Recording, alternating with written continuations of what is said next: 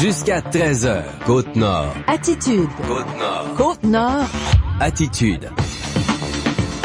Midi, 4 minutes, on est mercredi, on est le 14 juin et bienvenue dans votre émission d'actualité et d'affaires publiques à Pure FM, Côte-Nord Attitude. C'est bel et bien une autre voix que celle de Jean Saint-Pierre que vous entendez ce midi. D'habitude, on t'entend quand même le mercredi. Oui, tout à fait. C'est la mienne qu'on n'entend pas d'habitude le mercredi. C'est vrai, mais on n'entend pas ma voix dans ce rôle-ci. En open, exact. Par contre, c'est ça exactement. Bon, Jean Saint-Pierre qui prend une petite journée de congé pour soigner une petite maladie, un petit virus. Oui. Hein, donc on lui souhaite un prompt rétablissement et de revenir en forme le plus tôt possible. Sinon, Tommy, tu t'arrives à pied levé comme oui, ça. C'est pour, ça. On a une équipe autre que Jean, on a une équipe aussi solide autour de lui, donc on prend le relais avec plaisir. Puis de toute façon, il fait tellement beau aujourd'hui. Puis moi, je finis ma saison à connecter, fait que ça me donne l'occasion de venir vous voir un peu plus facilement ce midi. Exactement. Et d'ailleurs, on va prendre la balle au bon parce que connecté du côté de Cogeco. Ce sera la dernière émission qui sera diffusée cette semaine. Ma saison termine, donc c'est ma dernière émission de la saison. J'ai été, entre autres, du côté de Port-Cartier. On parle de tourisme, le kiosque qui va ouvrir lundi prochain. J'ai été voir les derniers préparatifs de ce fameux kiosque qui est dans le nouveau bâtiment là, où est-ce qu'on voit le McDo et la station-service, le dépanneur. Et dans la mairesse, quand elle a décidé là, de vendre le terrain, c'était sine qua non qu'il devait avoir un espace pour le fameux kiosque touristique parce que le kiosque était là à la base. C'est ça. Puis de toute façon, je veux dire, on passe par là sur la route, donc c'est logique. Là. Donc j'ai parlé donc du kiosque et de tourisme en général parce que c'est tellement beau, il y a tellement des beaux coins. J'avais eu l'occasion plus tôt le matin de l'entrevue d'aller à Rivière-Pentecôte. Il y a tellement des paysages incroyables de ce côté-là. Donc on parle de tourisme, on parle également aussi des grands voiliers qu'on va avoir là d'ici quelques semaines. 5 grands voiliers là certains ont marqué l'histoire du nautique au monde et on revient également là encore à Port-Cartier qui est un forum citoyen, un peu comme on avait fait à cette île là, mais eux ont décidé d'adopter une autre formule, mais on veut quand même savoir ce que les citoyens veulent de leur ville, voient de leur ville dans une optique de 5 ans. C'est mes 3 sujets qui complètent mon émission pour cette année avant la pause de la saison estivale. Bien rempli cette émission-là pour la dernière de la saison. Et Tommy, écoute, tu vas parler beaucoup de Port-Cartier dans Connecté, mais tu parles aussi de Port-Cartier ce midi dans Côte-Nord Attitude. Exact, pour les gens qui ont eu l'occasion d'aller à Port-Cartier et de se rendre compte que pourquoi il y a des zones bleues sur le côté des rues? Bleu est pas nécessairement une couleur habituelle, mais c'est la couleur que eux ont choisi pour pour délimiter leur piste cyclable. Que ça soit très punché, que les gens le sachent bien. On le sait à Port-Cartier, l'activité physique est très importante du côté de Port-Cartier. Donc, c'est en 2 phases. Ils ont commencé l'an dernier, poursuivent cette année avec d'autres choses. Je me suis entretenu avec Nicolas Méran du service des loisirs de la ville de Port-Cartier. Mais tant qu'à parler vélo, je pouvais comme pas même passer à côté du triathlon en fin de semaine parce il va en avoir du vélo en action en fin de semaine. Donc, une petite entrevue double, la nouvelle piste cyclable et le triathlon de Port-Cartier, le 25e triathlon qui a lieu en fin de semaine du côté de Port-Cartier. Donc ça, ce sera notre première entrevue à midi 15. Ensuite, à midi 25, midi 30 environ, on reçoit Marie-Lou Vanier du Carrefour Jeunesse Emploi de Duplessis. Demain, il y aura un atelier d'information gratuit avec le Carrefour Jeunesse Emploi. Ça s'appelle « Comment rebondir suite à une perte d'emploi ». Pas toujours facile. Pas toujours facile, effectivement. Puis il y en aura un autre atelier d'information aussi dans les semaines à venir. Donc on va pouvoir jaser de ça, mais il y a tellement de choses en lien avec le Carrefour Jeunesse Emploi ces temps-ci. C'est incroyable. Il y a la grande journée des petits entrepreneurs. Ça, je trouve ça tellement trippant. C'est ce week-end. C'est samedi le 17 juin. Cette grande journée-là, ça avait commencé l'année passée. Donc on pourra jaser de ça. Puis quels entrepreneurs on va pouvoir voir. Des fois, là, il y a des jeunes qui ont toutes que des bonnes idées. Et les adultes devraient prendre exemple sur l'ingéniosité et vraiment l'imaginaire qui va autour de l'entrepreneurship de certains jeunes. Tout à fait. Il y a aussi la GA du Carrefour Jeunesse Emploi qui s'en vient. Il y a la coop de services jeunesse, en fait la coopérative jeunesse de services. Ce qu'on appelait les pieuvres à l'œuvre. Oui, les pieuvres à l'œuvre, exactement. Donc ils reprennent du service eux cet été aussi. Donc on va pouvoir faire un beau wrap-up de tout ça avec Marie-Lou aux alentours. Non, c'est sûr, aux alentours de midi 25, midi 30 ans. Ensuite, 12h40, on parle avec Claire Plante, qui est coordonnatrice de lutte contre la maltraitance au CI3S de la Côte-Nord. Ouais. Demain, on invite les gens à s'habiller en mauve, à porter le ruban mauve aussi pour dénoncer dénoncer la maltraitance contre les aînés. Demain, c'est la journée mondiale de lutte contre la maltraitance des aînés. C'est tellement triste. Il y a beaucoup de 2% de la population qui est vulnérable. Les enfants, on en parle souvent, mais les adultes, les aînés, on en parle souvent moins. Oui, on en parle peu, t'as raison. On les cache, on les place dans des CHSLD, on veut pas trop connaître ce qu'ils font, puis malheureusement, il y a des histoires d'horreur qui en ressortent, puis c'est important de dénoncer. J'espère que cette journée-là va ouvrir les yeux à certaines personnes. Tout à fait, puis on va pouvoir aussi savoir quand est-ce que c'est de la maltraitance envers un aîné? À la limite, hein? C'est ça, exactement, la limite à ne pas franchir. En tout cas, on pourra jaser de tout ça avec Claire Plante, puis savoir aussi qu'il y a des services qui sont offerts à nos aînés. Ouais. Il y a des lignes téléphoniques où ils peuvent appeler. Bref, tout ça, c'est à 12h40 et on termine avec la chronique économique de Développement économique Sept-Îles. J'ai jasé avec Sarah Beaupré et Nancy Méthode qui sont toutes les deux là attitrées pour venir en aide aux PME. Et on va parler des services et des programmes offerts aux PME chez Développement économique Sept-Îles. Mais avant tout ça, on a bien sûr un bulletin d'actualité. Actualité Pure FM. Le processus de relocalisation de 5 maisons de la rue Place McCormick à Port-Cartier dès cet été soulève plusieurs questionnements. La mairesse Violaine Doyle constate que les fonctionnaires du ministère de la Sécurité civile agissent de bonne foi. Elle dit comprendre le grand bouleversement qu'entraîne l'érosion des berges. Selon la mairesse, le choix est difficile pour les citoyens du quartier touché, mais ils ont l'opportunité de régler le problème définitivement. Une trentaine de citoyens ont participé à la séance du conseil lundi soir à l'hôtel de ville de Port-Cartier, alors que l'aide aux sinistrés de l'érosion des berges a animé les discussions. Le propriétaire du 34 Place McCormick, Robin Boucher, obtient une dérogation et pourra quitter seulement au moment opportun. Sa situation est moins urgente que celle de ses voisins. Selon Robin Boucher, les gens concernés ont l'impression que le ministère de l'Environnement, la Sécurité civile et la ville s'échangent une patate chaude pendant que des gens établis à Port-Cartier depuis longtemps perdent gros. Le vice-chef de Ouachat McManiotenam, Jonathan Saint-Onge, ne veut pas du ministre des Affaires autochtones Jeffrey Kelly comme interlocuteur dans le dossier du saumon de la Moisie. Le conseil de bande Itum veut une rencontre avec le ministre de la Faune Luc Blanchette ou le premier ministre Philippe Couillard. Rappelons que le conseil de bande réclame la gestion de la pêche au saumon dans l'ensemble des fosses à saumon le plus tôt possible. Actuellement, l'APRM et 4 pourvoiries détiennent des droits de pêche consentis par Québec, alors que le Club Adams est propriétaire d'une partie de la rivière. Le vice-chef Jonathan Saint-Onge doute de la bonne volonté du gouvernement du Québec. Le ministre Blanchette, là, que j'aime pas trop, il connaît pas son dossier. Peut-être qu'on va devoir changer de ministre, là, parce qu'il est pas capable de me rencontrer, parce qu'il connaît pas le dossier. Kelly, c'est comme un secrétaire pour moi. C'est une personne qui m'aide à rencontrer d'autres ministres. Jeffrey Kelly, jamais il va se battre pour nous autres. Le vice-chef Jonathan Saint-Onge se dit ouvert à une cogestion de la pêche au saumon. Il rappelle que les Inuits capturent environ 2% des saumons pêchés sur la Moisie et que leurs prises sont distribuées aux aînés et aux familles de la communauté. Signe de la morosité économique qui règne depuis 2 ans à Havre-Saint-Pierre, la quincaillerie Benoît Vigneault, un commerce vieux de 71 ans, ferme ses portes. Les propriétaires annoncent aussi la fermeture de l'Unimat de Natashquan en raison des difficultés financières de l'entreprise. La Maganie perd ainsi 33 emplois. Par ailleurs, la compagnie Rio Tinto Fer et Titane invite le syndicat des métallos à discuter de la réouverture de la convention collective des 200 travailleurs de la mine Tio de Havre-Saint-Pierre. Le coordonnateur des métallos de la Côte-Nord, Nicolas Lapierre, se dit inquiet. Il rappelle que la production est limitée à 24 semaines de production par année depuis 2016. La compagnie a réalisé des tests à son usine de Sorel en utilisant du minerai provenant d'Afrique, ce qui ajoute de l'incertitude concernant l'avenir des emplois à la mine du Havre. Le syndicat a consulté ses membres avant d'accepter de rencontrer les dirigeants de Rio Tinto Fer et Titane. Selon Nicolas Lapierre, l'objectif est de défendre les travailleurs et réclamer une hausse de la saison de production.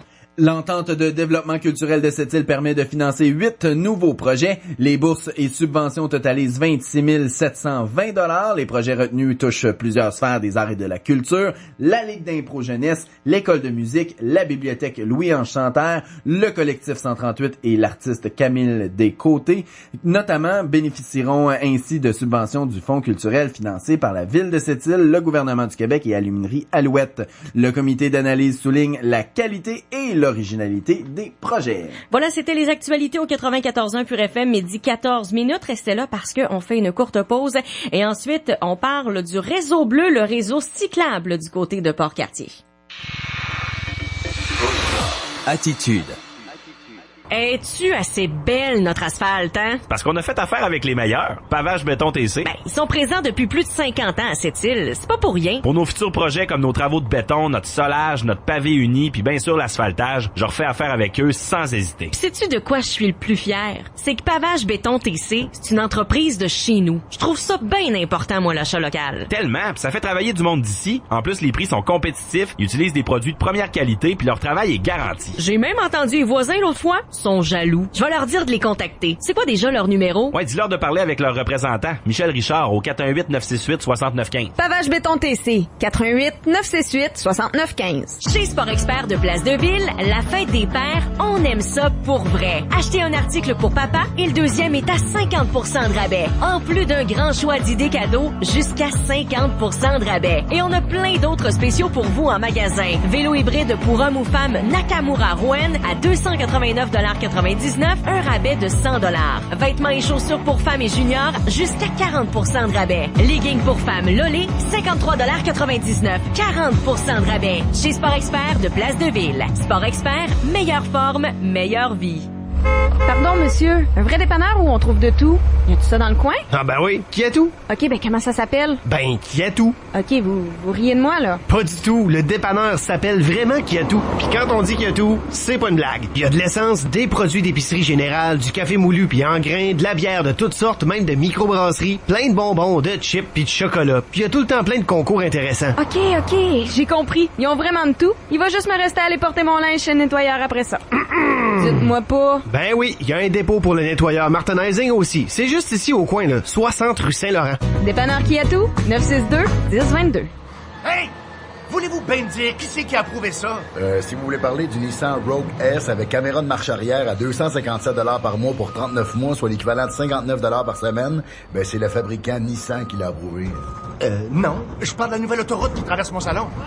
Ah ben, comment ça s'appelle votre chat? Tiger. Visitez votre concessionnaire Nissan, l'offre prend fin le 30 juin. Comptant de 1 995 $ à location de 65 000 km dissous le kilomètre additionnel. Tiger! Ah, les vacances. Ce serait le fun, les passer en VR, hein? Viens nous voir au centre du VR. Nos modèles 2018 sont nouvellement arrivés. On a un très grand choix. Des VR neufs et même des VR usagés. Et on liquide toujours les modèles 2015-2016. On offre jusqu'à 2000 $ de plus que la concurrence sur les échanges. En plus, on a un vaste choix de pièces. On a même un 10% de rabais sur les produits Magic Boss et ce jusqu'à la fête des pères. On est ouvert du lundi au vendredi de 8h à 17h et maintenant les samedis de 8h30 à 15h. Et on offre le financement sur place. Au centre du BR, 1697 Boulevard L'Or, qui souhaite bonne fête des pères à tous les papas. Jusqu'à 13h. Côte-Nord. Côte-Nord. Attitude. Pure FM. 94.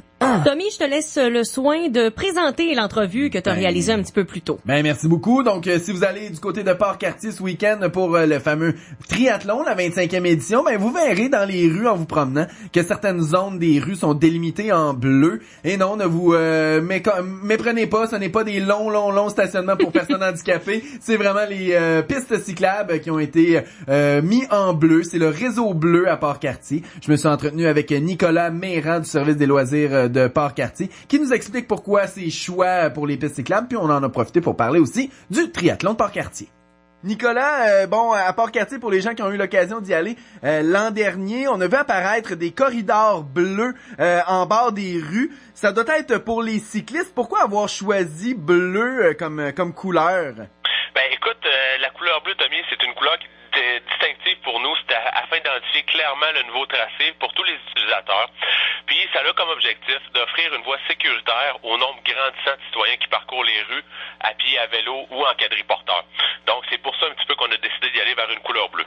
Donc c'est vraiment pour que ça flash, là, pour qu'on soit vraiment capable, parce que dans les rues, comme par exemple ici à cette île, on voit certaines petites lignes oranges, on le sait, avec le temps, les lignes s'effacent parfois. Donc vous, avec le bleu, c'est vraiment pour qu'on soit capable de très, très bien voir. Oui, tout à fait. C'est une couleur la couleur bleue, dans le fond, est très, très, très claire. Donc, ça permet aux gens de rester vigilants. Puis, c'est une couleur qui frappe l'œil. Donc, c'est pour ça qu'on a décidé d'y aller vers cette couleur-là.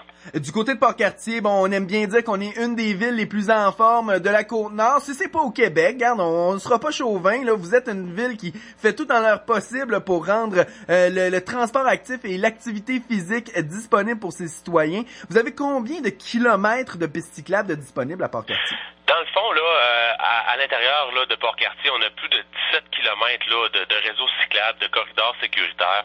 Puis, dans le fond, le projet du réseau bleu, c'est d'encourager le transport actif à travers la ville.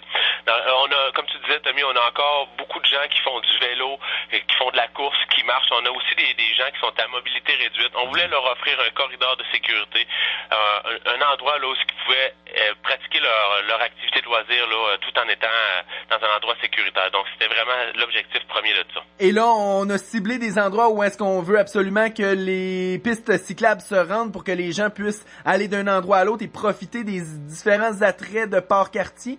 Oui, tout à fait. La première phase du projet a eu lieu en 2016. OK, c'était de repeindre complètement le tracé cyclable, puis d'offrir des corridors de sécurité. On veut que les gens utilisent ça justement pour aller au travail, mais aussi on veut que les jeunes utilisent ce corridor-là pour se rendre à l'école. Dans le fond, on veut que le jeune parte de la maison, qui est capable d'identifier là le réseau cyclable afin de se rendre à l'école dans un corridor de sécurité. Fait que c'est pour favoriser vraiment le transport actif. Et on est quand même chanceux du côté de Port-Cartier. Il y a plusieurs choses qui sont assez centrales. Donc, le centre sportif, l'école, les écoles primaires, l'école secondaire. Donc, ce secteur-là doit avoir quand même plusieurs réseaux de pistes cyclables ou chemins de pistes cyclables différents? Oui, tout à fait.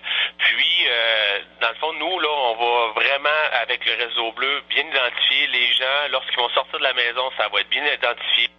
Une deuxième phase qui s'en vient aussi, là, c'est l'ajout de pictogrammes, justement pour que les gens utilisent ça, puis aller au complexe récréatif et culturel, aller à l'école. Donc, c'est vraiment l'objectif premier, là, c'est de bien informer la population. Donc là, comme tu disais, ça a débuté en 2016. On est vraiment cette année à bonifier ça. Tu viens de parler de pictogrammes. Ça sera pourquoi exactement les pictogrammes? Dans le fond, les pictogrammes, comme je te disais tantôt, c'est vraiment inciter les gens à se rendre sur le réseau cyclable, l'utiliser et à se rendre à différents endroits, comme on a travaillé avec la commission scolaire, on a travaillé avec Éveil Action. Donc, c'est quelque chose là, qui s'en vient dans les prochaines semaines. Excellent. Et bon, ça change rien selon la réglementation là, des pistes cyclables. C'est toujours la même chose. On n'a pas le droit de se stationner dans ces zones-là avec nos voitures. Non, tout à fait. Comme partout ailleurs au Québec, on peut pas se stationner dans une piste cyclable. Et il y a de la prévention qui va être faite là aussi au courant des prochaines semaines afin d'informer la population par rapport à ça. Je sais qu'en 2016, il y avait beaucoup de questionnements par rapport à ces fameuses lignes bleues-là. Il y a un communiqué là, qui est sorti, que les gens vont prendre connaissance. Donc, il y a un petit peu d'éducation à faire de ce côté-là, mais on est confiant que les gens participent puis respectent le corridor de sécurité par rapport aux lignes bleues. Disons que le bleu est souvent associé au stationnement pour personnes handicapées, donc ça donnera peut-être un petit coup aux gens qui voudraient se stationner dans les zones cyclables. Là. Disons qu'ils sont très très bien identifiés du côté de Port-Cartier, ça donnera probablement là, un incitatif pour que les gens se trouvent un autre stationnement et pas celui des personnes handicapées non plus. Tant qu'à parler de vélo, ben on va parler de vélos qui vont rouler en fin de semaine parce que c'est le triathlon de Port-Cartier. C'est un gros événement cette année, là, c'est à ne pas manquer. Oui, tout à fait. Écoute, c'est le 25e cette année. On va encore avoir plus de 300 inscriptions. Oh, wow. On a Sarah Anne Bro, qui est notre présidente d'honneur. C'est une athlète olympique qui a participé aux derniers Jeux olympiques de Rio en 2016. Écoute, ça va être toute qu'une journée là, le 17 juin prochain à Port-Cartier.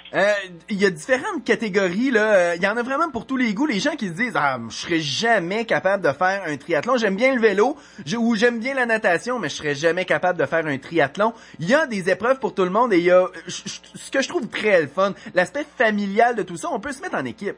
Oui, tout à fait. Comme tu dis, il y a énormément de catégories. Les inscriptions avaient lieu jusqu'au 12 juin. Ce qu'on peut voir là par rapport aux inscriptions, plus comme je te disais tantôt, plus de 300, différentes équipes, du duathlon, course vélo-course, différentes catégories familiales, catégorie des Jeux du Québec pour les jeunes de U7 à U17, une classe féminine, un défi entreprise, il y en a pour tous les goûts, Tommy. Wow, vraiment, c'est impressionnant. Est-ce qu'on peut dire, là, avec, les performances de Charles Paquette, la réussite du triathlon de Port-Cartier, l'engouement qu'on a pour le triathlon dans la région, est-ce qu'on peut dire que, peut-être Port-Cartier est la capitale du triathlon au Québec? Écoute, je veux pas trop m'avancer, mais je veux dire que Port-Cartier, comme tu disais tantôt, on est une ville qui est énormément en forme. On a beaucoup de gens qui sont actifs.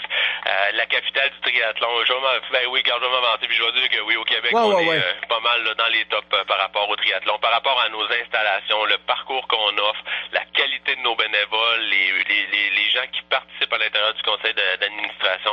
Écoute, c'est toute qu'une équipe, c'est tout qu'un événement que le triathlon de Port-Cartier. Donc, on invite les gens là du côté de Port-Cartier qui seront de passage, peut-être pour aller regarder les athlètes et les gens faire le triathlon, d'être sécuritaires dans leur déplacement parce qu'il y a des tronçons là du côté du boulevard près du Sola qui seront bloqués pour permettre aux athlètes de faire leur épreuve. Oui, tout à fait. Le boulevard va être fermé là, de 8 heures aux environs jusqu'à 16 heures. Ça, c'est très bien identifié au courant. Il y a des communiqués qui ont été envoyés. Les commerçants aussi, citoyens. Donc, c'est vraiment bien fait là, pour que les gens puissent quand même circuler à l'intérieur de la municipalité. Puis, c'est un petit coup à donner pour l'événement. Puis, comme je te disais, les gens sont habitués. Donc, ouais, c'est ça. Après 25 ans, je pense que les gens commencent à être habitués de cet événement annuel et le font avec très grand plaisir. Je vous souhaite du beau temps. Là. Les gens, déplacez-vous. Là, ça vaut la peine d'aller célébrer ce 25e anniversaire du côté du triathlon de Port-Cartier. Donc, on parlait de piste cyclable, on parle de triathlon. Je pense qu'on peut dire que cet été, ce sera vélo du côté de Port-Cartier. Nicolas Mérand du service des loisirs de la ville de Port-Cartier, merci beaucoup. Merci beaucoup, Tommy. Côte-Nord. Attitude. Pure FM 94. Vous écoutez Côte-Nord Attitude, en direct du studio C'est-il Embellissement Nutri de Côte-Nord. C'est la grande promotion rénovation décoration. Projet réno, projet déco. Écoutez votre radio. Les nouveautés sont arrivées chez Olivier d'Occasion. Profitez du plus grand inventaire de voitures d'occasion dans la région et du meilleur prix à l'achat ou à l'échange de votre véhicule actuel. Voyez notre inventaire au www.olivieroccasionssept-îles.com et obtenez un rabais instantané. Venez nous rencontrer au 106 Maltais. Votre radio sera sur place dès 14h30. Olivier d'Occasion, ouvert ce soir jusqu'à 20h. Financement disponible sur place. Olivier d'Occasion. Jeudi le 15 juin, le Café-Théâtre Graffiti de Port-Cartier présente à guichet fermé le groupe Port-Cartois Embarque. Dans le village d'où je viens, on peut facilement observer à quelques kilomètres au loin un vieux bateau échoué. Ils lanceront leur tout premier album, Deux pieds sur mer. Déjà leur 3e visite sur la scène du graffiti. Une collaboration d'Extincteur JSD. L'équipe du graffiti vous attend tout l'été, du mercredi au dimanche, sur la magnifique île McCormick. Ouais, ben c'est ça, là, je suis en train de m'acheter une maison, mais je sais pas où aller pour avoir le meilleur taux hypothécaire. Ah ben moi, je connais le meilleur courtier hypothécaire en ville. J'ai refinancé ma maison avec Jérémy Gagnon Multiprêt. C'est pas compliqué. Avec lui, tu te trompes pas. Un service personnalisé, adapté à ta disponibilité, avec plus de 20 prêteurs et aussi 200 produits et services. En plus, il prend le temps de bien t'expliquer. En tout cas, moi, je te le recommande. Ben, je vais suivre ton conseil. Jérémy Gagnon. Venez me rencontrer au 500 avenue Brochu, coin Perdivet, ou contactez-moi au 88 409 6954. Célébrez la fête des pères avec Cogeco. Rendez-vous en kiosque dès aujourd'hui pour découvrir notre duo télé et Internet illimité à seulement 55 $ par mois pendant 6 mois. Passez à Cogeco. Passez en mode épatant. Jusqu'à 13h. Côte-Nord. Côte-Nord. Attitude. On a une multitude de sujets à parler avec notre prochaine invité. On va parler de kiosques d'information, en fait de kiosques d'information, d'ateliers d'information. On va parler de petits entrepreneurs. On va parler d'AGA. On va parler de coopérative jeunesse de service. On reçoit Marie-Lou Vanier du Carrefour Jeunesse Emploi de Duplessis. Bon midi, Marie-Lou. Ben bonjour à vous deux. T'es prête pour ouais, c'est timé, go! Go, oui. Go, ben écoute, on va commencer par parler de ces ateliers d'information. qui sont organisées par le Carrefour Jeunesse Emploi pour les gens justement qui sont en recherche d'emploi. Hein. Ça, c'est bien intéressant. Il y en a un demain, c'est en après-midi, et le sujet, c'est comment rebondir suite à une perte d'emploi. Effectivement, on offre des beaux ateliers de groupe, et puis ça, c'est le premier d'une série de 2. Évidemment, des fois, là, on peut vivre des frustrations. C'est tout le côté aussi émotif, puis comment qu'on se sent quand on perd un emploi souvent bien rémunéré des fois, comment qu'on fait, c'est quoi nos options, c'est des choses qu'on va voir à travers l'atelier de demain. Ça vaut vraiment la peine. Est-ce qu'on traite différemment les gens qui ont perdu un emploi, qui ont été mis à pied, mis à la porte, ou qui ont décidé de quitter eux-mêmes l'emploi? Est-ce que ça s'adresse à ces deux types-là? Effectivement, on adresse vraiment les deux types de situations. Parce que ça peut être une perte d'emploi, justement, un contexte économique. Ça peut être aussi qu'on a eu un différend peut-être avec notre employeur.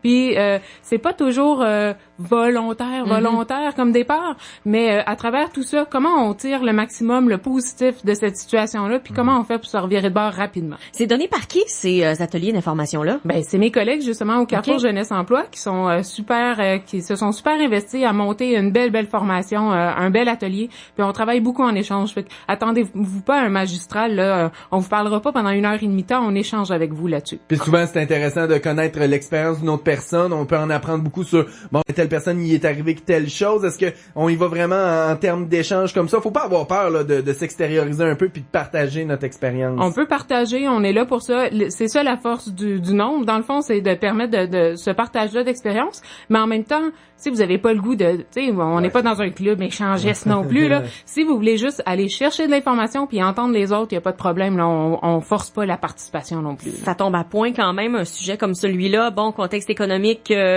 forçant les choses. Oui. Est-ce que c'est, dans le fond, une demande que vous avez eue? Est-ce qu'il y a des gens qui ressentaient le besoin de tout ça? Oui, c'est à travers, dans le fond, souvent on fait des kiosques d'information, on rencontre les gens dans différents milieux, puis on fait part, on demande les besoins, puis aussi les clients qu'on a en individuel. Ben des fois, c'est des sujets qu'on veut pas nécessairement aborder un à un dans le privé, mais que de partager ça en groupe, ça vaut la peine. C'est une belle porte d'entrée aussi pour connaître les autres services au Carrefour. Si vous êtes jamais venu au Carrefour Jeunesse Emploi puis vous avez en bas de 35 ans, c'est une belle opportunité pour vous. Tout à fait. Il y a celui-là demain. Oui. Il y en aura un également le 28 juin, donc à la fin du mois, pour donner des astuces pour décrocher ton emploi. Oui. Ça aussi, c'est important parce que c'est pas tout d'avoir un emploi. Effectivement. Partie, là, c'est important. Faut payer les factures, mais... Mais tu sais, on passe tellement de temps au travail. Est-ce qu'on peut au moins aimer ça, ce qu'on fait? Entre autres. Et puis aussi, durant l'été, là, souvent, c'est pas là qu'on a le plus de difficultés de se trouver un emploi. Souvent, il y a beaucoup d'opportunités à temps partiel pour les étudiants. Mais ça se termine aussi, ces emplois-là. Au mois d'août, on veut se ramasser comment? Est-ce qu'on est capable de planifier un peu soit le retour à l'école avec un emploi à temps partiel, ou encore on veut planifier, on a terminé nos études puis on veut quelque chose de satisfaisant. C'est un peu ça aussi que vous allez chercher comme information, parce que vous avez peut-être déjà un emploi, mais c'est peut-être pas l'emploi que vous voulez. Donc, venez chercher les trucs le 28. C'est important quand même d'aller chercher des expériences qui sont pas nécessairement dans un domaine qu'on veut travailler ou qu'on aime beaucoup. Des fois, sortir de notre zone de confort, c'est important avant de trouver notre emploi. Oui, et puis aussi une chose que les gens oublient, la très grande majorité, c'est plus du 3/4 des emplois qui ne sont pas affichés, qui sont pas officiels. Ah oui, c'est souvent du bouche à oreille. Tu sais, il y a des fois des emplois, on entend qu'il y a des places qui s'ouvrent, puis des fois c'est une question d'opportunité. Quand on connaît les trucs, c'est comme ça qu'on réussit à les découvrir, ces emplois-là, avant même qu'ils paraissent dans les journaux ou sur Emploi Québec. Ma femme avait été porter un CV à quelque part et c'est quelqu'un de cet endroit-là qui l'a référé ailleurs et voilà. Qu'elle a été engagée dans une tierce partie. Fait que c'est vraiment des fois de bien se présenter. Oui, moi j'en suis le parfait exemple. Je suis arrivée à cette île par du bouche à oreille. Okay. Ouais, c'est une amie qui m'avait dit, il y a peut-être un poste à cette île. Et la bouche et les oreilles, c'est ton métier aussi. Et voilà, en plus. Non, mais c'est vrai qu'il faut être attentif, puis de se faire un réseau de contacts aussi, c'est important. Ben c'est ça. Ça fait partie, tu sais, vraiment, on n'est pas dans le théorique, là, on va vraiment des outils, des trucs, on est dans le concret dans les présentations qu'on fait au Carrefour. Je vous avoue, là, on a beau être très qualifié, on est aussi super bon pour passer du matériel de façon très interactive, je vous le dis. Tout à fait. Donc ça, c'est 2 ateliers qui sont offerts. Donc un premier demain après-midi, ensuite un autre mercredi 28 juin. Ça, c'est totalement gratuit, mais il faut s'inscrire probablement. Oui, mais ça, c'est vraiment pour prévoir le nombre de places. Donc soyez très à l'aise là, de nous aviser un peu d'avance. C'est juste pour nous assurer d'avoir le matériel puis la place pour bien vous accueillir. Ensuite, Marie-Lou, je veux absolument parler de cette grande journée des petits entrepreneurs. Moi, je trouve tellement... Je les dis mes petits, là, mais c'est parce que là-dedans, moi, j'en ai quelques-uns là qui sont carrément mes petites entrepreneurs parce que mes filles aussi font partie de l'activité. Ben oui. Ah oui, je suis contente.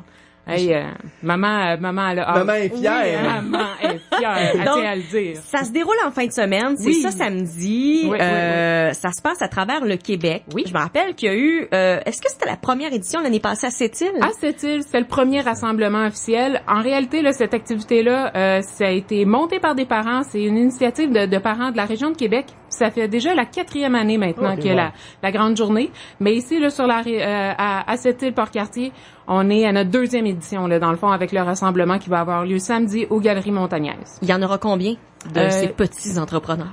Ben, on va avoir déjà là, on a le même nombre d'inscriptions que l'an dernier, donc c'est déjà bien parce qu'on sait qu'il y en a, puis je vous invite actuellement à le faire, il y a vraiment façon de s'inscrire de façon spontanée. On va avoir quelques tables, on a des panneaux. Arrivez à 8h30 pour aider vos enfants à planifier leur kiosque. Et puis à partir de 9h, là, on les accompagne, on les aide à travers tout ça, dans un bel environnement. L'électricité aussi est fournie, là, donc des fois, si on en a qui sont forts sur faire des smoothies, là, il y a moyen de brancher vos blenders. Là. Donc, on est accueillis comme ça par les Galeries Montagnaises encore cette année. Et puis, la journée là, se termine à 4h au plus tard. Mais je vous avoue, venez encourager nos petits entrepreneurs tôt dans la journée parce que souvent, ils finissent par être backorder avant. Oui, hein? Oui, l'année passée, là, nos gros vendeurs, là, 1 heure, 2 heures, le stock était écoulé. Souvent, ces jeunes-là qui ont déjà une fibre entrepreneur, ont une idée, se lancent là-dedans, sont capables d'aller très loin. Mais est-ce qu'il y a quand même de l'accompagnement pour les aider à peut-être aller un peu plus loin ou à mieux structurer leurs idées? Ben, sur le site, dans le fond, de la grande journée des petits entrepreneurs, les parents, parce qu'on le répète, c'est vraiment une initiative de parents. Le Carrefour, nous, on est là juste pour venir juste aider un petit peu à l'organisation du rassemblement régional,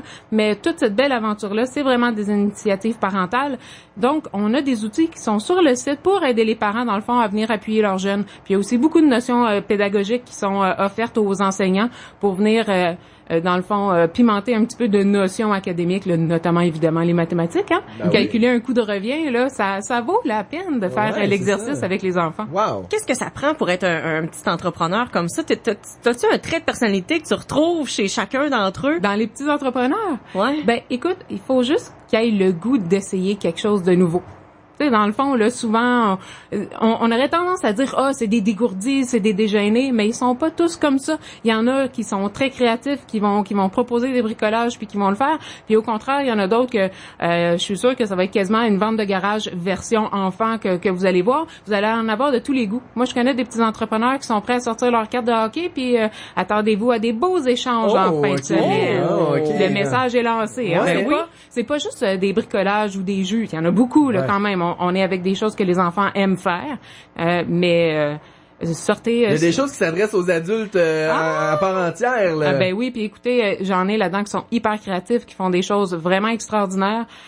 Si vous avez pas entendu encore parler des Pinacools, ça vaut la peine de venir les voir. Là. Cet été, là, ils font des très belles piñatas, puis ils vont être présentes, justement, les jeunes de l'école Camille Marcoux. À quel âge ça commence? Ben dans le fond, ça cible les enfants du primaire, donc 5 ans, 12 ans, c'est pas mal la tranche d'âge. On a quelques ados là qui étaient vraiment motivés puis qui ont joint quand même l'aventure. On leur dit pas non, mais il faut vraiment que ça soit réservé pour les enfants. OK. Oui.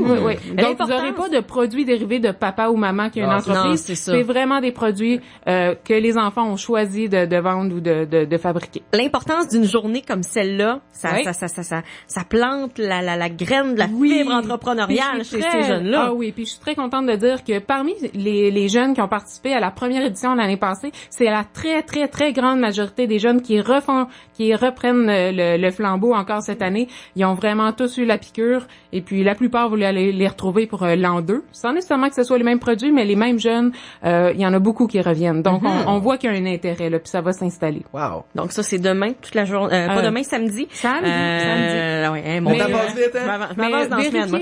Vérifiez sur le site de la Grande Journée des petits entrepreneurs parce que certains ont peut-être choisi de le faire devant chez eux. C'est pas exclu. Okay. Donc, vérifiez que c'est une belle carte interactive, puis vous allez voir s'il y en a qui ont choisi de faire ça ailleurs qu'aux galeries, mais la grande majorité, vous allez les retrouver aux galeries. Génial. Il y a aussi l'AGA, donc l'Assemblée générale annuelle du Carrefour Jeunesse Emploi de Duplessis qui s'en vient. Ça, ce sera la semaine prochaine, c'est le 20 juin. Une Assemblée générale annuelle, bien sûr, c'est l'occasion de faire le point sur votre année. Puis on doit le dire, là, on est fiers cette année, là, une belle année, beaucoup de projets qui ont levé, et puis on souhaite le partager avec vous, puis vous parler aussi de probablement des nouvelles orientations qui viennent. Apportez votre grain de sel si vous avez des commentaires à nous faire. Évidemment, on vous invite à juste nous signifier votre présence d'ici la fin de la semaine pour qu'on prévoie, encore une fois, espace et petits goûters pour vous. Est-ce que vous êtes géré par un conseil d'administration? Exactement. Est-ce qu'il y a des places, est-ce qu'il y a des postes de vacants ou qu'on le sait qu'il y aura des postes à combler? Ah, que tu me pognes là. Celle-là, j'ai oublié de la valider avec ma DG, mais j'aurais tendance à dire que... Il y a toujours de la place. Il y a toujours de la place au Carrefour, puis surtout, on est un organisme qui couvre Duplessis. Donc, c'est très large. Donc, évidemment, des représentants de la Mingani et même de Cagny-Pisco sur notre CA de Port-Cartier, évidemment. Donc, n'hésitez pas à faire savoir si vous avez de l'intérêt pour siéger sur le CA d'une organisation, mon Dieu, tellement dynamique. Bon, un autre call de base, si c'est pour Duplessis, si c'est pour Duplessis au grand complet, quelqu'un de la Mingani qui se dit, là, monter à cette île, est-ce que c'est possible de le faire par visioconférence ou par téléphone, conversation téléphonique? Je suis à peu près sûre que la conférence téléphonique est possible, là, tu sais, puis on est fort avec Skype. Quand même, on est un temps soit peu équipé parce qu'on aime rejoindre les gens un peu partout sur le territoire. Génial. Et on va glisser un mot en terminant de cette coopérative jeunesse de service. Est-ce que vous vous appelez encore les pieuvres à l'œuvre? Ah oui, on s'en encore appelle. On est habitué avec ce nom-là. Oui, c'est ça. Justement, là, c'est un gros débat là qui se brasse en début de session. Je me prends encore pour l'école. C'est comme une petite session pour eux autres. Non, effectivement. Mais effectivement, les pieuvres, c'est encore le nom que ça porte cette année. On remet ça dans les mains des jeunes. C'est les jeunes qui, à un moment donné, on va leur demander, tu sais, aimez-vous encore ce nom-là? On change-tu? Mais la CJS, la coopérative jeunesse de service, c'est là pour durer. Et puis là, on est en train de finaliser le recrutement des coopérants. On a 2 super animatrices, c'est Audrey et puis Kelly cette année qui vont superviser les jeunes de la CJS. Et puis les jeunes de 12 à 17 ans ont jusqu'à lundi prochain pour nous apporter, nous faire part du fait qu'ils veulent participer à la CJS. Pas besoin d'apporter un CV, un petit coup de fil justement au Carrefour et puis on sédule une entrevue d'embauche. Parce qu'on fait des entrevues d'embauche, c'est leur premier job.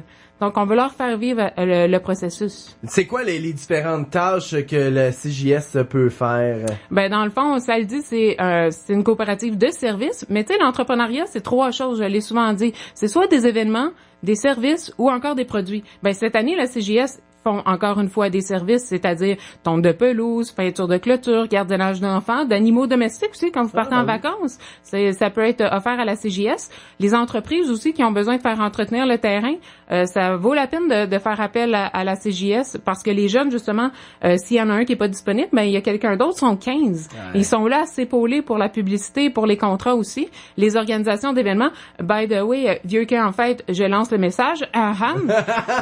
C'est fait? C'est fait. Et voilà. Mais c'est ça va être les services. Pour les produits, probablement, justement, on va voir avec les jeunes, mais le projet Pinacool, qui est un projet scolaire, on va peut-être justement prendre le flambeau durant l'été. Donc, les piñatas ne vont pas mourir. Ça va être les jeunes. Ils vont offrir un service. Puis, comme événement, on est habitué au traditionnel lavoto. Alors, on verra si c'est ça ou un autre événement que les jeunes vont nous proposer cet été. Génial. Marie-Lou Vanier du Carrefour Jeunesse Emploi de Duplessis, merci pour ce condensé d'actualité, de merci. Votre page Facebook, c'est la place où aller pour se rappeler écoute, tout on est super dynamique, puis Maxime, notre super webmestre, là, est assez génial là, pour alimenter la page Facebook. N'hésitez pas à nous contacter, ça nous fait plaisir. Merci beaucoup, Marie-Lou. 12h42, on fait une courte pause. Ensuite, on parle de la Journée mondiale de lutte contre la maltraitance des aînés. Attitude. Pure. FM 94.1. Une station Attraction Radio. Top 10 anglo. Top 10 franco. Samedi et dimanche, Valérie et moi-même, David, on vous attend pour vous présenter les 10 meilleures chansons de la semaine à Pure FM. Je vous attends les samedis dès 16h avec les meilleures chansons anglophones, mais aussi une nouveauté, un souvenir, une projection et les potins sur vos artistes internationaux préférés. Et le dimanche, c'est moi qui prends les commandes avec les 10 meilleures chansons francophones de la semaine. Pour entendre la musique de l'heure, ne manquez pas le Top 10 anglo le samedi dès 16h et le Top 10 franco le dimanche à 16h. Pure FM 94.1. Le dimanche 25 juin, Sept-Îles sera festif, loufoque, familial et coloré. Puisqu'aura lieu la course aux couleurs Mamou des Galeries Montagnaises au profit de l'Envol, maison de la famille de Sept-Îles. Venez courir au marché, habillés de blanc et ressortez de la course complètement couvert de couleurs. Lavable, bien sûr. La course aux couleurs Mamou des Galeries Montagnaises, c'est le 25 juin de 9h à midi dans le stationnement arrière des Galeries Montagnaises. Pour plus d'informations, trouvez-nous sur Facebook à Course aux couleurs Mamou. Ce message vous a été présenté grâce à la collaboration de PPG, propriétaire de Sico et du Luxe. À votre magasin Canadian Tire, profitez d'un 2 pour 1 sur les galons de peinture d'intérieur Premier Infinity. Une peinture de qualité supérieure, fabriquée au Québec. Achetez un galon de peinture d'intérieur Premier Infinity d'une valeur de 59,99 $ et obtenez le deuxième gratuitement. L'occasion parfaite de donner un coup de neuf à votre maison. Passez vite à votre Canadian Tire de Sept-Îles pour profiter de cette offre exclusive d'une durée limitée. Jusqu'à 13h. Côte-Nord. Côte-Nord. Attitude. Pure FM 94.1. Tommy, demain, tu es invité à t'habiller en mauve. Oui. Hey, j'ai plein de chemises mauve, bon, donc c'est sûr que je porterai du mauve demain. C'est parfait, je dis tu, mais en fait, on devrait parler au vous, parce que tout le monde est invité à s'habiller en mauve demain, et pourquoi pas aussi porter le ruban mauve, parce que demain, ce sera la journée mondiale de lutte contre la maltraitance des personnes âgées. Et pour en parler, on reçoit ce midi Madame Claire Plante, qui est coordonnatrice de lutte contre la maltraitance au C3S de la Côte-Nord. Bon midi, Madame Plante. Merci pour l'invitation. Ça fait plaisir parce que c'est un sujet dont on n'a pas nécessairement toujours l'occasion de parler. On n'en parle pas si souvent que ça. On le disait en ouverture. C'est encore assez tabou, là. On veut cacher un peu ce sujet-là, mais c'est important d'en parler parce que c'est les gens qui nous ont élevés, c'est les gens qui ont bâti notre société, puis de voir qu'il y a des sévices de fait envers ces personnes-là, ça fait mal au cœur. Oui. On parle de sévices dans le fond, mais les sévices, c'est pas quelque chose qu'on voit beaucoup. Je vous dirais la maltraitance qu'on retrouve plus, c'est vraiment les abus financiers et la maltraitance psychologique auprès des aînés. Et souvent, c'est fait par un proche, c'est fait par un aidant, quelqu'un de la famille. Fait que c'est pour ça que c'est pas beaucoup signalé non plus. C'est insidieux. C'est insidieux, c'est caché, c'est tabou, là. Okay. Faut pas oublier que ces gens-là, c'est les gens qui ont éduqué leur enfant, fait qu'ils se sentent gênés d'en parler parce qu'ils se disent, c'est moi qui ai élevé cet enfant-là. Mm-hmm. Fait que c'est vraiment tabou. Fait que c'est pour ça qu'on en parle. Ouais. Oui, effectivement. Et là, demain, justement, ce sera l'occasion de mettre tout ça au grand jour. Moi, ma question, c'est quand est-ce qu'on se rend compte qu'il y a un abus? Quand est-ce qu'on se rend compte qu'il y a une maltraitance? On se rend compte qu'il y a abus, maltraitance. C'est sûr qu'on a des indices, dépendant de la forme. Il y a plusieurs formes de maltraitance. On va s'en rendre compte là par des indices, des faits observables. Puis des fois, faut faire attention parce que ça peut être quelqu'un qui s'est frappé après un cadre de porte. Fait qu'avant de porter des préjudices ou on va valider avec la personne, puis on va créer un lien de confiance d'abord pour être capable de voir un petit peu ce qui se passe. Là, pour être clair, vous travaillez auprès du CI3S de la Côte-Nord, mais cette campagne-là s'adresse à vraiment toutes les personnes aînées de la communauté. Les gens peuvent être à domicile, peuvent être en CHSLD, peuvent être n'importe où dans notre société. Ça s'adresse vraiment à tout le monde? Oui, ça s'adresse à toute la population. C'est un mouvement, la journée d'action, c'est un mouvement mondial. C'est ça. Fait qu'au niveau du monde, au niveau du Québec, au niveau provincial et tout ça, il y a des actions qui sont faites partout. Sur la Côte-Nord, il y a des activités là partout, des escoumins à Blanc-Sablon. Il y a des activités spéciales dans les CHSLD, les centres de jour, les centres d'action bénévole, auprès des offices municipaux d'habitation. Fait qu'il y a beaucoup d'activités partout là. On a souvent l'impression que des choses comme ça se passe pas chez nous, hein. T'sais, on dit non, chez nous, ça va, c'est dans les grands centres, c'est ailleurs. Mais c'est pas vrai, ça. Hein. C'est pas vrai. Ça se passe partout. Des aînés, il y en a partout. Puis étant donné le vieillissement de la population, mais ce qu'on peut dire, c'est que ça risque d'augmenter aussi. Pour la Côte-Nord, on dit 4 à 7 % de la population qui serait touchée. C'est des normes qui sont les normes aussi provinciales qui touchent les mêmes données. Mais ce qu'on dit au niveau des données canadiennes, dans le fond, on parle de 2 à 3 fois ce chiffre-là. Fait que c'est quand même beaucoup de monde. Quel est le niveau d'intervention possible? Donc, avant peut-être de se rendre là au niveau juridique ou d'appeler la police, est-ce qu'il y a d'autres niveaux d'intervention? Donc, une fois qu'un aîné décide de signaler, quelles sont peut-être les premières étapes? On a une ligne d'aide à laquelle on peut appeler pour se faire conseiller? Oui, on a la ligne d'aide abus aînés. C'est ça, la ligne est disponible là, de 8h à 20h le soir. Okay.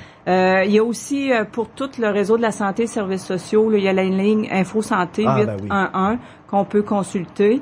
Puis partout dans toutes les régions du Québec, il y a un coordonnateur régional en maltraitance qui est là pour supporter les interventions, donner de la formation, sensibiliser.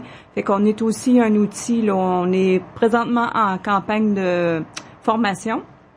Fait qu'on donne la formation au niveau des organismes communautaires, au niveau du réseau de la santé. Fait qu'on a beaucoup de formations qui se donnent pour outiller les gens pour repérer les indices. Donc, ces gens-là peuvent, disons, un aîné là vit une situation, peut appeler là et avoir des trucs, avoir des choses à faire pour essayer de régler la situation avant d'en venir possiblement à appeler la police? Oui, c'est ce qu'on vise dans le fond.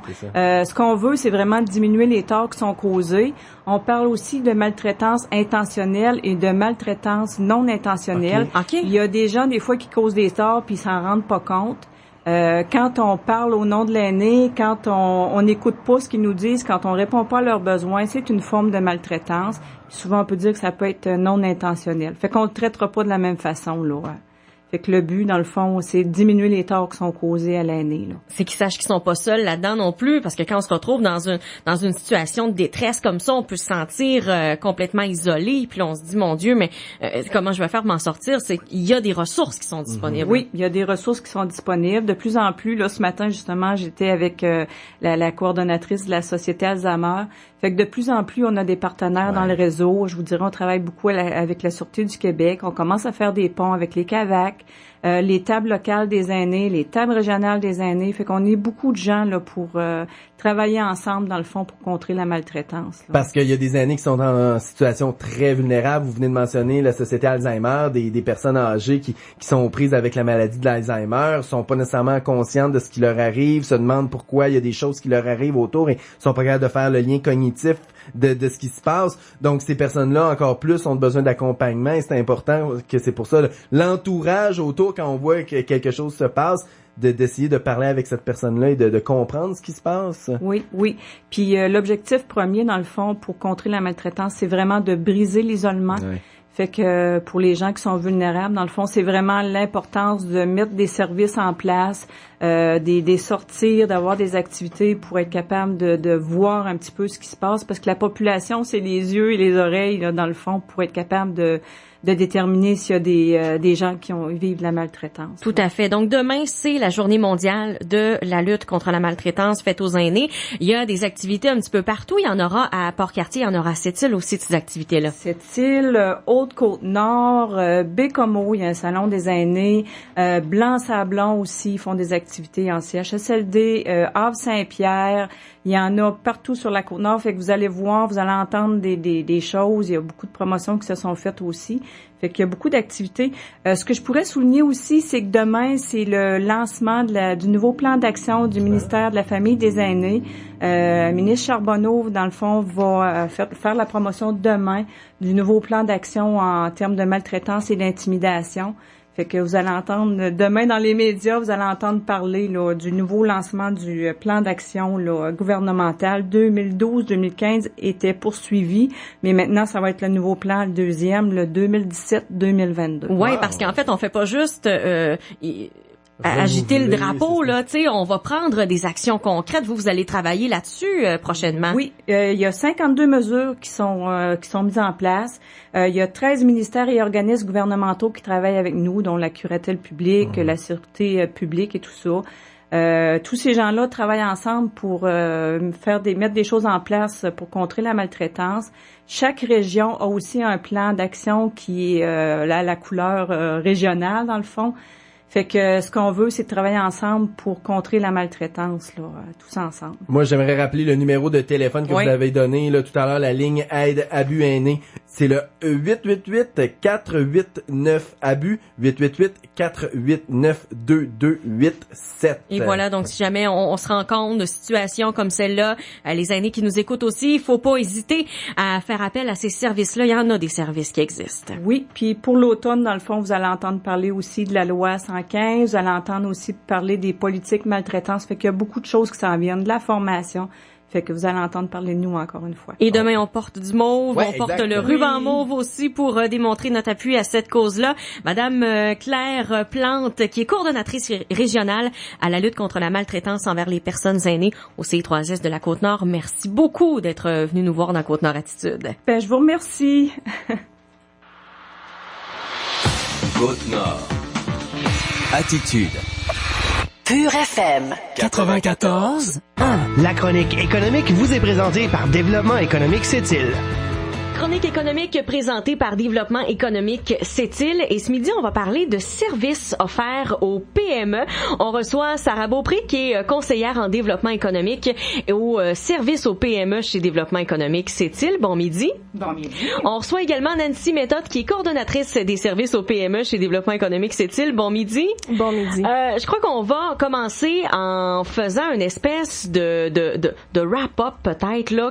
Quels sont les services qui sont offerts pour les PME chez Daisy? Bien, dans le fond, c'est intéressant de rappeler que Développement économique Sept-Îles, on a différents champs d'intervention. Donc, c'est sûr que peut-être d'emblée, on le connaît beaucoup par ces projets industriels qui ont une vocation de promouvoir, dans le fond, Sept-Îles avec ses avantages concurrentiels. On a un rôle de facilitateur, effectivement, ou de catalyseur pour les grands projets. Par la suite, effectivement, pour ce qui est de mon cas à moi, là, de mon créneau, alors je travaille davantage avec les futurs entrepreneurs et les entrepreneurs comme tels qui sont déjà en activité. Donc, on offre des services conseils, on les assiste dans leur démarche d'affaires. Par la suite, donc ça fait déjà presque 2 ans là qu'on a la COMAX, qui est un acronyme qui veut dire le Comité de maximisation des retombées économiques. Donc, cette organisation-là ou ce petit créneau-là, notre champ d'intervention, c'est beaucoup de faire la liaison entre les grandes entreprises et les PME locales pour s'assurer qu'il y ait des retombées au niveau de la MRC de cette rivière, donc qui englobe Sept-Îles et Port-Cartier. Faut le souligner, c'est important. Puis par la suite, chez Daisy, ben effectivement, on offre aussi au niveau des entrepreneurs qui sont déjà en activité. On voudrait les supporter puis les soutenir à différents égards pour s'assurer que ces entreprises-là restent chez nous. Donc au niveau de la rétention, puis par la suite, ben naturellement, s'ils ont un plan de croissance, ben de voir à leur expansion. Donc, en gros, ça peut ressembler à tout ça. OK, mais une PME là qui se dit, j'aurais peut-être besoin d'un coup de pouce, de l'aide de développement économique, prend le téléphone et vous appelle, puis on prend rendez-vous. C'est comme ça que ça fonctionne? Oui, tout à fait. Oui, c'est comme ça que ça fonctionne. On a un site Internet également où il y a beaucoup de documentation qui peut les diriger dans leur processus. Mais ce qui vient d'être fait, c'est de venir nous rencontrer. Nos bureaux sont au 700 Boulevard L'Art, le bureau 230. T1, excusez. Oui. Et notre site Internet, bien sûr, qui est le www.sept-îles.com. Parfait. Donc, vous devez tout de même avoir des programmes qui sont spécifiques parce que c'est pas toutes les PME qui ont les mêmes besoins non plus. Non, ouais, c'est ça. Puis, à travers le temps, dans le fond, depuis qu'on est Développement économique Sept-Îles, on discute avec nos entrepreneurs, on discute avec nos nouveaux promoteurs à savoir les besoins et à partir de ça, on regarde qu'est-ce qu'on peut offrir.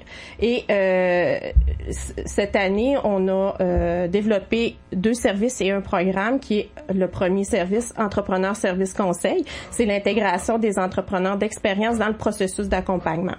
Ils vont offrir des conseils à des promoteurs en processus de démarrage. des fois, oui, nous, on est dans le fond des généralistes, on est capable, on les accompagne et tout, mais des fois, ça vient apporter un petit plus de prendre quelqu'un qui est déjà un entrepreneur, qui est déjà en entreprise, de venir accompagner également. Ça, on a une banque, on a des noms, une liste de noms, donc quand on voit le besoin lors de nos rencontres, on le propose. Ensuite de ça, il y a le soutien professionnel qu'on offre aux promoteurs, entrepreneurs, travailleurs autonomes. C'est un soutien technique provenant d'experts, soit comptables, fiscalistes, avocats, notaires. C'est des accès à des professionnels pour des conseils ciblés. Puis bien sûr, il faut que ce soit référencé par Développement économique Sept-Îles. Et souvent, on essaie de... Dans le fond, c'est que ces experts-là, ça va être à des tarifs ou des fois... je veux pas dire de gratuité, mais des fois ça peut. Dans le fond, ce qu'ils font, c'est qu'il y a comme une latitude là à dire bon, ok, on va donner 1 heure de consultation et on verra par la suite.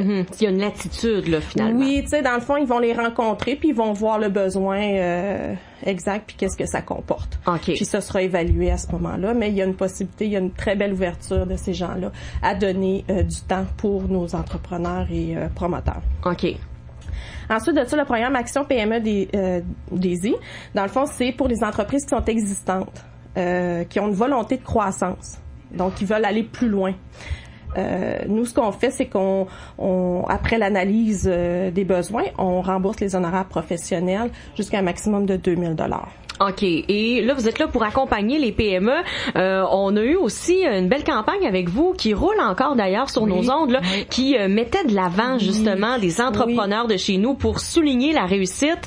Ça, c'est quelque chose que vous avez... Est-ce que vous avez envie de développer ça de plus en plus? Là? Oui, il va y avoir... on veut continuer ça parce que dans le fond, ce qui est important, c'est de mettre nos entreprises en avant-scène. Donc, de les faire connaître à travers la ville. Ouais, puis c'est de la diversité économique aussi. Absolument. C'est tellement important. Ils sont précieux, ces entrepreneurs-là. C'est grâce à eux, oui. Donc là, justement, on le dit, ils sont précieux. Vous voulez les mettre de l'avant.